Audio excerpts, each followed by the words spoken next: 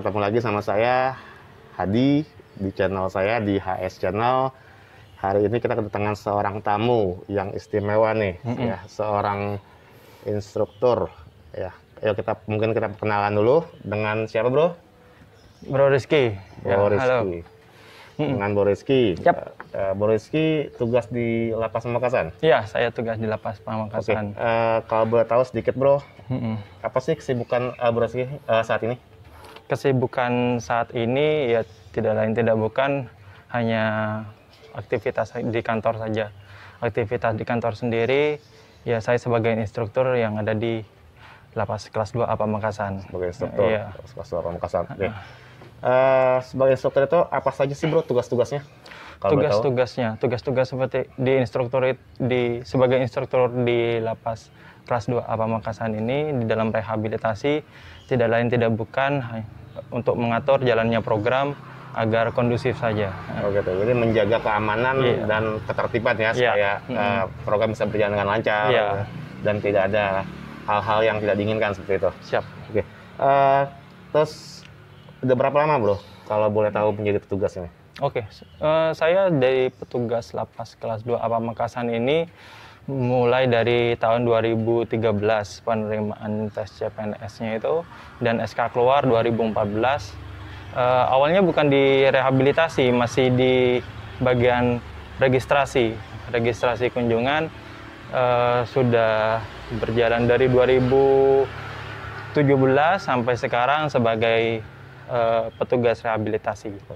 Berarti sudah cukup lama ya, sudah sekitar 7 tahunan ya, Pak Rizky ya? Ya. Oke. Yang perlu saya tanyakan ya untuk informasi ke masyarakat umum, seberapa pentingkah rehabilitasi menurut Pak Rizky? Oke. Seberapa pentingnya? Penting sekali sih, penting sekali. Karena sudah ada undang-undangnya, Undang-Undang Nomor 35 tahun 2009 tentang rehabilitasi, dan itu berlaku untuk orang yang ingin benar-benar direhabilitasi. Jadi jika menemukan seseorang yang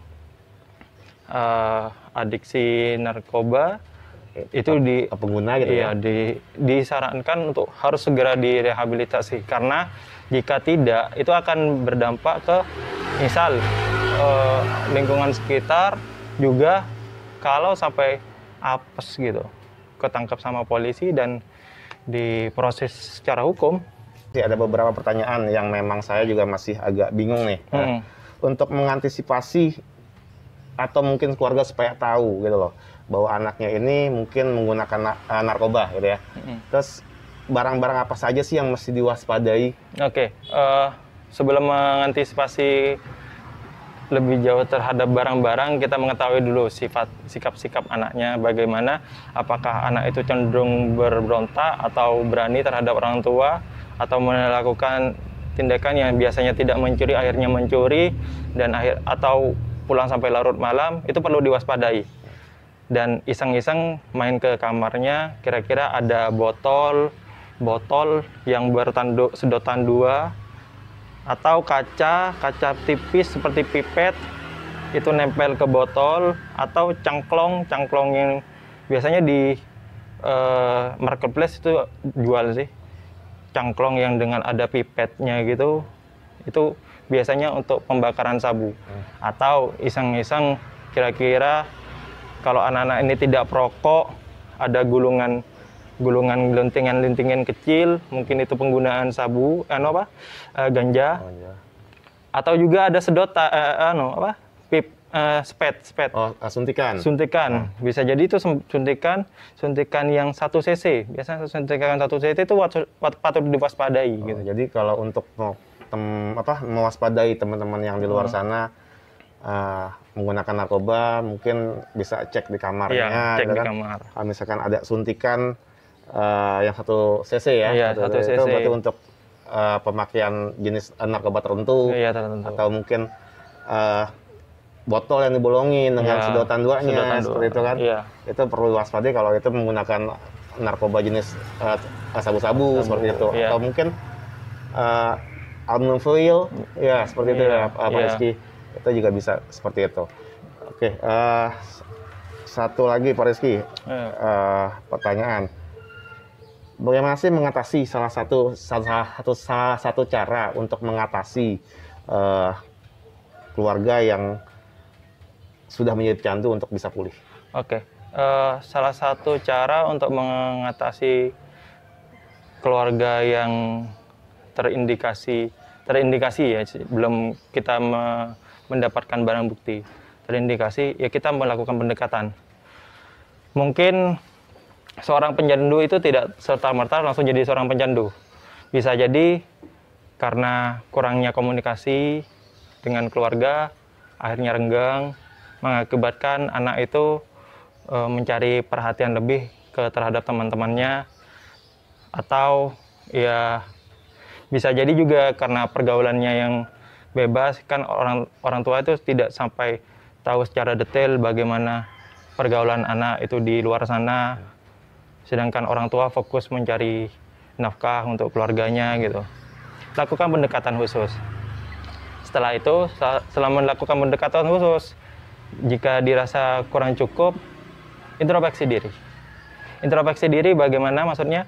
Introspeksi diri kira-kira saya sudah menjadi contoh yang baik nggak untuk keluarga? Kalau sudah menjadi contoh yang baik, ya otomatis nanti anak akan mencari cerminan. Kalau bapaknya itu misal kurang baik, ya anaknya pasti kurang baik.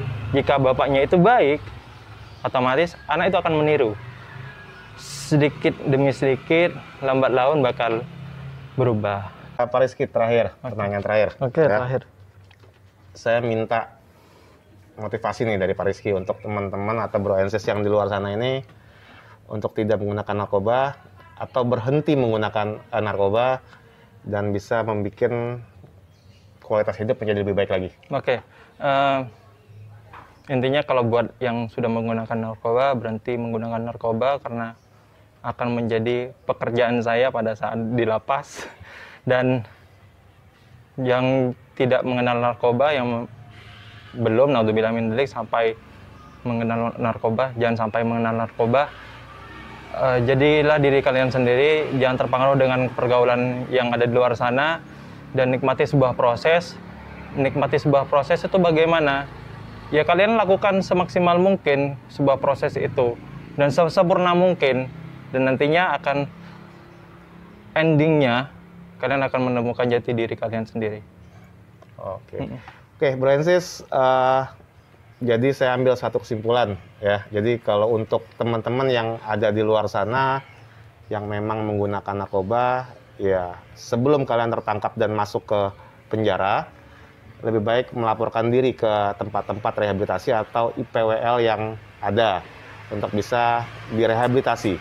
Karena kalau sudah masuk ke dalam penjara, itu akan prosesnya akan lebih lama lagi, akan lebih sulit lagi, seperti itu. Terus yang teman-teman yang belum menggunakan narkoba, jangan pernah menggunakan narkoba. Untuk keluarga yang ada di luar sana, yang ada di luar sana, tolong awasi keluarga kalian, keluarga Anda semua, agar tidak menggunakan narkoba dan bisa terbebas dari ketergantungan narkoba. Oke, Bro NCS, terima kasih udah menonton channel saya. Bertemu lagi dengan saya, Hadi, di waktu yang lain, di channel yang sama, dengan tamu yang lain. Terima kasih, Pak Rizky. Oke. Ya, feeling? Good. Oke, good.